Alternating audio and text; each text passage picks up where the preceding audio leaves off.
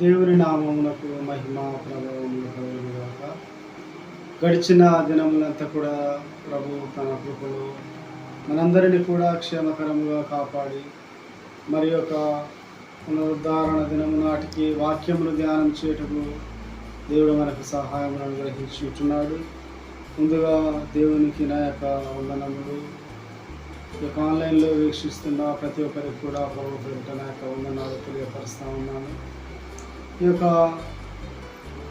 August మాసము చివరి ఆదివారము 25వ తారీఖు గాను ధ్యానం చేయనటువంటి అంశము బహుళత్వము, సమానత్వము, ఇచ్చిపుచ్చుకొను విశ్వాసమును గురించి మనము ధ్యానం చేయుటకు ప్రభు మనకు సహాయం అనుగ్రహించుచున్నాడు. Plurality, common humanity and faith sharing గురించి మనం ఈరోజు ధ్యానం చేస్తాము. ప్రార్థన చేసుకొని వాక్యంలో ముందు కొనసాగుదాము. పరిశుద్ధుడానికి వందనాలు, స్తోత్రములు తండ్రి. ఈ సమయంలో ఈ మాటలు మేము ధ్యానిస్తుండగా మీ కృప మా పట్ల ఉంచండి. వాక్య ధ్యానం అంతట్లో మీరే సహాయం దయచేసి అయా వినగల చెవి గ్రహించగల మనసున్న మా ప్రతి ఒక్కరికి దయచేసి మీరు మాత్రమే మహిమను పొందమని యేసు నామమున ప్రార్థిస్తున్నాము తండ్రి. ఆమేన్. మంచిది. ప్రియమైనటువంటి దేవుని సంగమా, బహుళత్వము, సమానత్వము, ఇచ్చిపుచ్చుకొని విశ్వాసమును గురించి మనము ఈ యొక్క దినము మనం ధ్యానం చేస్తూ ఉన్నాము.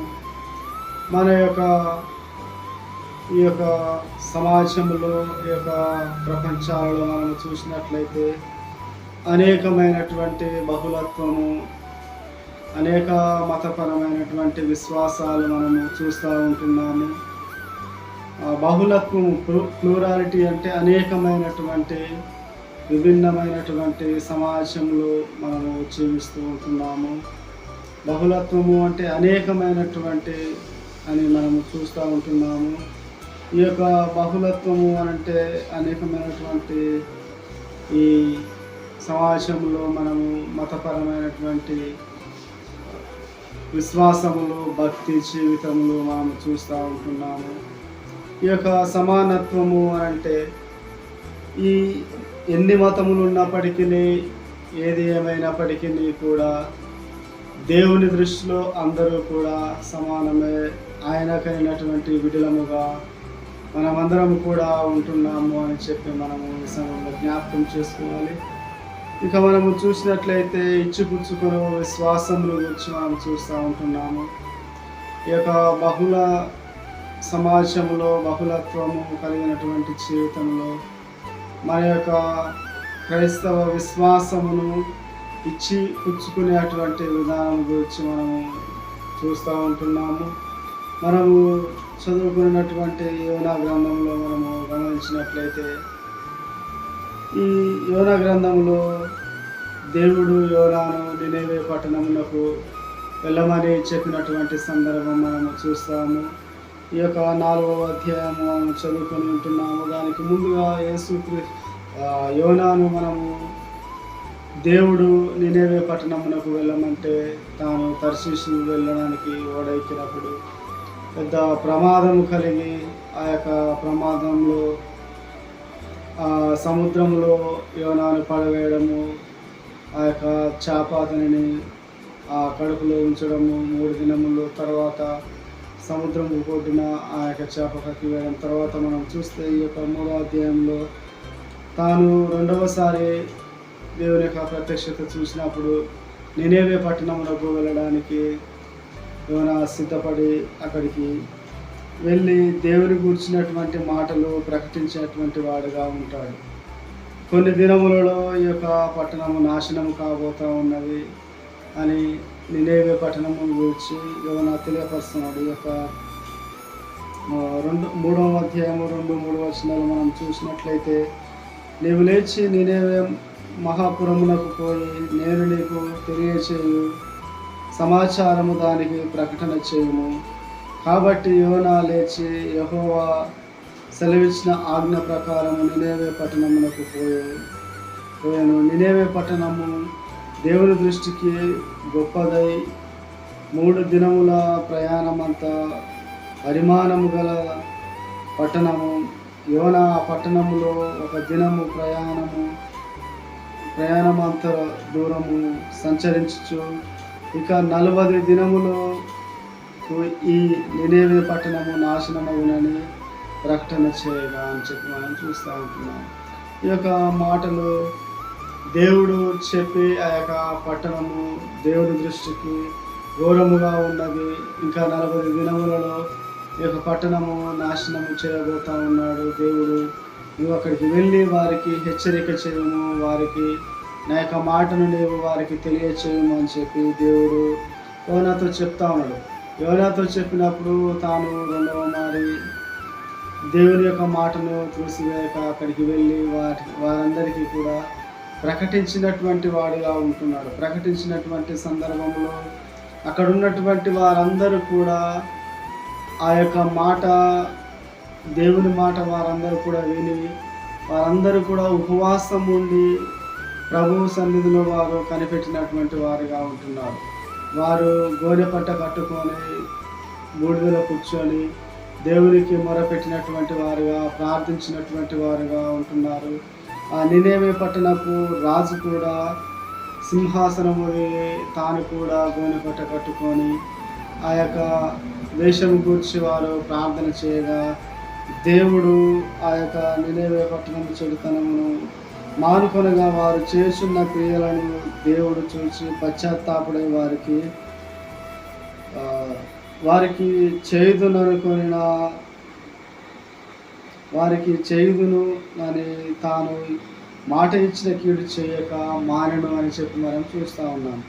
వారందరూ కూడా దేవుని సన్నిధిలో దేవుని వెతికారు, వారు పశ్చాత్తాపడ్డారు. దేవుని వెతికినప్పుడు దేవుడు వారికి చేయుదను అనుకునేటువంటి కీడు చేయక మారినటువంటి వాడిగా ఉంటున్నాడు. అయితే ఈ యొక్క యోనా 40 దినములలో ఈ యొక్క పట్టణము నాశనం అవుతా ఉన్నదని చెప్పి యోనా ప్రవక్తగా ఉండి ప్రవచించినటువంటి వాడుగా దేవుని మాట, దేవుడు ఏదైతే చెప్పమని చెప్పాడో ఆ మాటను చెప్పినటువంటి వాడుగా యోనా ఉన్నాడు. చెప్పి ఆ యొక్క పట్టణము వెలుపలికి వచ్చి ఆ యొక్క బండల మీద ఉండి ఆ పట్టణము దుర్గతి, ఆ పట్టణమును దేవుడు నాశనం చేయబోతా ఉన్నాడు, నేను చూడాలని చెప్పి తాను అక్కడ ఉండి చూస్తున్నటువంటి సందర్భంలో దేవుడు అక్కడ ఒక సొర చెట్టుని మొలిపించి ఆ యోనాకు ఎండ కాస్తుంటే అది నీడగా అతనికి ఉంచినప్పుడు అక్కడ మనం చూస్తే దానికి ముందుగా ఇక్కడ యోనా దీనిని గూర్చి బహు చింతాక్రాంతుడై కోపగించుకొని యెహోవా నేను నా దేశమందు ఉండగా ఇట్లు జరుగునని నేను అనుకుంటుంది కదా, అందువలననే నీవు కటాక్షమును జాలియు బహుశాంతమును అత్యంత కృపగల దేవుడవై ఉండి పశ్చాత్తాపుడవై కీడు చేయక మానడు అని నేను తెలుసుకొని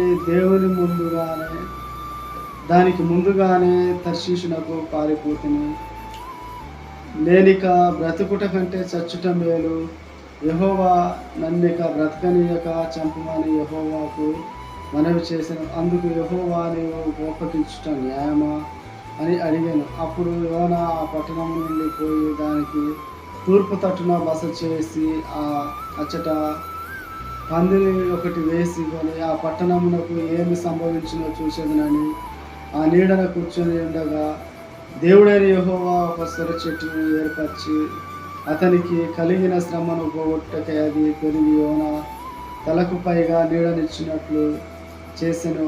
ఆ సొర చెట్టును చూసి యోనా బహు సంతోషించెను. మరుసటి ఉదయమందు దేవుడు ఒక పురుగును ఏర్పరచగా అది ఆ చెట్టును తొలగించినందున చెట్టు వాడిపోయాడు. ఇక్కడ దేవుడు తాను చేయనే ఉన్నటువంటి కీడును చేయక వారి యొక్క పశ్చాత్తాపమును చూసి దేవుడు ఆ దేశమును నినేవే పట్టణమును కనికరించి కాపాడినటువంటి వాడుగా ఉంటున్నాడు. ఇక్కడ ఈ యోనా దేవుడిని అడిగి వెలుపలికి వెళ్ళి తూర్పు తట్టున ఒక పందిరి వేసుకొని ఆ యొక్క పట్టణమును చూస్తూ ఉంటున్నాడు. తాను సేద తీరుటకు ఆ యొక్క పందిరి కింద పడుకున్నప్పుడు ఎండ కొట్టేటువంటి సమయంలో దేవుడు ఒక సొర చెట్టు పెట్టి ఆ సొర చెట్టు ఆ పందిరంతా అల్లుకున్నప్పుడు అతనికి నీడగా ఉన్నది. ఆ నీడను చూసి తాను సంతోషించాడు. మరుసటి నాటికి ఒక పురుగును దేవుడు పంపించి ఆ సొర చెట్టునంతా కూడా తినివేసే విధముగా చేసి ఉంటున్నాడు. అలా చేసినందుకు అప్పుడు ఏమంటున్నాడంటే, మరియు ఎండకాయగా దేవుడు వేడిమి గల తూర్పు గాలిని రప్పించి యోనా తలకు ఎండ దెబ్బ తగలగా అతడు సొమ్మసిల్లి బ్రతుకుట కంటే చచ్చుట నాకు మేలనైన. అప్పుడు దేవుడు, ఈ సొరచెట్టును గురించి నీవు కోపించుట న్యాయమా అని యోనాను అడుగగా, యోనా, నా ప్రాణం పోయినంతగా కోపించుట న్యాయమే అని. ఆ మాట మనము చూసినట్లయితే, ఈ నినివే పట్టణమును నాశనము చేయలేదు, నేను ప్రవచించాను అని చెప్పి యోనా చూస్తూ ఉన్నాడు. యోనాకు అర్థం కావడం కొరకు దేవుడు తాను ఉన్నటువంటి ఆ యొక్క ఎండ ప్రాంతంలో ఒక సొర చెట్టు మొలిపించి ఆ సొర చెట్టుని అతనికి నీడగా సేద తీర్చుకున్నటకు ఉంచాడు. ఆ సొర చెట్టుని దేవుడు ఒక పురుగు పంపించి మరుసటికి దానిని అంతా కూడా తినివేసినప్పుడు ఆ సొర చెట్టు విషయంలో యోనా దేవుని మీద కోప్పడి ఇది న్యాయమా అని చెప్పి అడిగినప్పుడు అక్కడ దేవుడు చెప్తా ఉన్నాడు ఏమనంటే, ఒక పూటలో పెరిగి ఒక పూటలో చనిపోయిన దానికి నీవు ఇలా చేస్తూ ఉన్నావు. ఆ చివరి వచనంలో చూస్తే, అయితే 120,000 కంటే ఎక్కువైన నినివే మహాపురము విషయంలో నేను విచారణ పడవద్దా అని యోనాతో చెప్పాను. ఒక దినంలో వచ్చిపోయినటువంటి సొర చెట్టు విషయంలోనే నీవు ఇంతగా పశ్చాత్తాపడమై ఉంటున్నావు, ఇంతగా బాధపడతా ఉన్నావు కదా. మరి నేను వారిని బానిసత్వం నుండి విడిపించి వారిని సృజించిన వాడను నేను, వారిని పోషించేవాడను నేను. వారు పశ్చాత్తాపడి వారు నా వైపు తిరిగినప్పుడు నేను వారిని బ్రతకరించుట న్యాయం కాదా అని చెప్పి దేవుడు యొక్క యోనాతో చెప్పినటువంటి విధానం మనం ఇక్కడ చూస్తూ ఉంటున్నాం.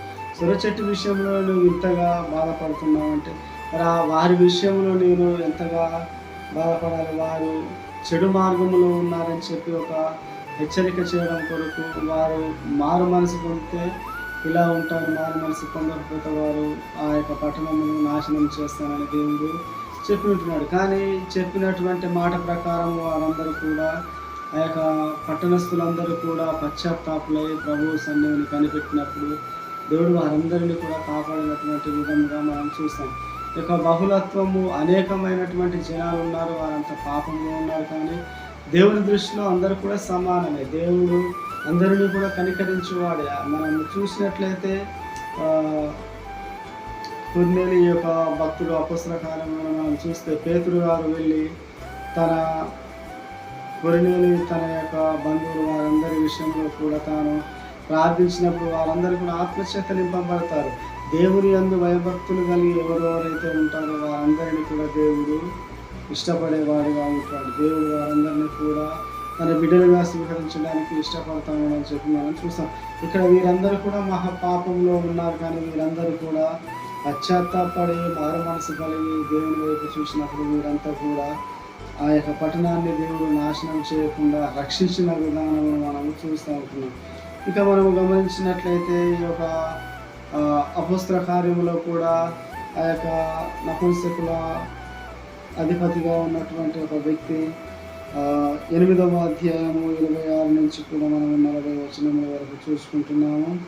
ప్రభువు దూత, నీవు లేచి దక్షిణముగా వెళ్ళి యెరూషలేము నుండి గాజాకు పోవు అరణ్య మార్గమును కలిసిపోమని ఫిలిప్పుతో చెప్పగా, అప్పుడు లేచి వెళ్ళాను.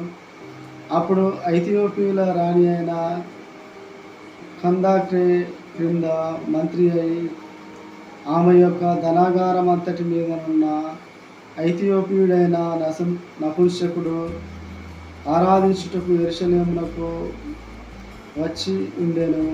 అతడు తిరిగి వెళ్ళుచు తన రథము మీద కూర్చుండి ప్రవక్త అయినటువంటి యెషయా గ్రంథము చదువుచుండెను. ఈ యొక్క భాగంలో చూస్తే ఈయన ఒక ఫైనాన్స్ మినిస్టర్గా, లేదంటే ఒక ఆర్థిక శాఖ మంత్రిగా ఈయన ఉన్నటువంటి వాడుగా ఉంటున్నాడు. ఈ మంత్రి అయినటువంటి ఇతను ఏం చేస్తున్నాడంటే, ఎక్కడికి వచ్చి వెళ్తా ఉన్నాడు, ఇతను యెరూషలేమునకు వచ్చి ఆరాధించి అతను తిరిగి వెళ్ళుచున్నాడు. ఆ వెళ్ళేటువంటి సందర్భంలో ఇతను యెషయా గ్రంథము చదువుతాడు. యెషయా గ్రంథం 53వ అధ్యాయము 7-8 వచనంలో తాను చదువుతూ ఉన్నాడు. చదివేటువంటి సమయంలో నీవు ఏమి చదువుతా ఉన్నావో నీవు గ్రహించున్నావా అని చెప్పి ఫిలిప్పు తనను ఎదుర్కొని అడిగినటువంటి సందర్భం మనం చూస్తాం. అడిగినప్పుడు తాను ఏమని చెప్తున్నాడంటే, అతడు ఎవడైనా నాకు త్రోవ చూపకుంటే ఎలాగూ గ్రహింపగలనని చెప్పి రథమెక్కి తన కూర్చుండుమని పిలుపును వేడుకొనెను. ఈ అడిగినప్పుడు పిలుపు ఎవరు ఈ యొక్క మంత్రిగా ఉన్నటువంటి వ్యక్తి, ఎవడైనాను నాకు త్రోవ చూపించకపోతే నేను ఏమిటి అనేది నేను తెలుసుకోలేను కనుక నీవు రథమెక్కి నాకు బోధించుమని చెప్పినప్పుడు ఆ యొక్క యెషయా గ్రంథము 53వ అధ్యాయం ఎవరిని గురించి ఆ ప్రవచనము యెషయా ప్రవక్త రాసి ఉంటున్నాడని చెప్పి ఈ యొక్క ఫిలిప్పు గారు తనకు ఆ యొక్క లేఖనములను బట్టి నపుంసకుల అధికారిగా ఉన్నటువంటి యొక్క ఫైనాన్స్ మినిస్టర్ ఒక ఆర్థిక మంత్రికి తాను దేవుని మాటలు చెప్తా ఉన్నాడు. ఇది యేసుక్రీస్తు ప్రభు వారి గురించి ఒక యెషయా గ్రంథంలో వ్రాయబడి ఉన్నది.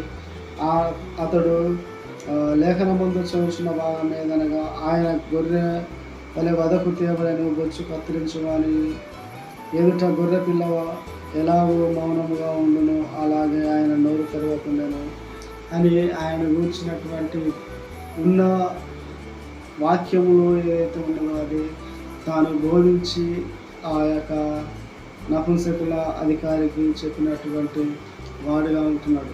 అలా చెప్పినప్పుడు తాను ఏం చేస్తున్నాడంటే దేవుని మాటలు విని దేవుని అందు విశ్వాసం కలిగి తాను దేవుని వైపు ఆకర్షితుడై దేవుని తెలుసుకున్నటువంటి వాడుగా ఉంటున్నాడు. దేవుడిని తెలుసుకొని అప్పుడు ఏం చెప్తున్నట్టే అప్పుడు నపుంసకుడు ప్రవక్త ఎవరిని గూర్చి ఇలాగ చెప్తున్నాడు, తనని గూర్చి వేరొకరిని గూర్చి అని దయచేసి నాకు తెలుపుని పిలుపుని అడిగాను. అందుకు పిలుపు నోరు తెరిచి లేఖనమందు అనుసరించి అతనికి యేసుని గూర్చిన సువార్త ప్రకటించిన దేవుని గూర్చినటువంటి మాటలు ఇతను పిలుపుకు తెలియపరుస్తున్నాడు. చెప్పినప్పుడు అతను ఏమంటున్నా, వారు త్రోవలో వెలుచుండగా నీళ్ళున్న ఒక చోటికి వచ్చినప్పుడు నపుంసకుడు ఇదిగో నీళ్ళు నాకు బాప్తిస్మం ఇచ్చుటకు ఆటంకమేమని అడిగి రథము నిలుపమని ఆజ్ఞాపించాను.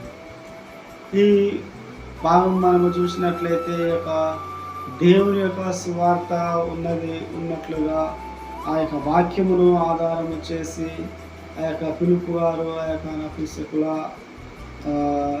అధికారికి చెప్పినప్పుడు తాను దేవుని స్వీకరించాడు, దేవుణ్ణి అంగీకరించాడు. అప్పుడు వెంబటే అతను రక్షణ తీసుకోవడానికి ఇష్టపడినటువంటి వాడుగా ఉంటున్నాడు. దేవుని నమ్ముకోవడము ద్వారా మేలు జరుగుతుంది అని చెప్పి తాను గ్రహించాడు.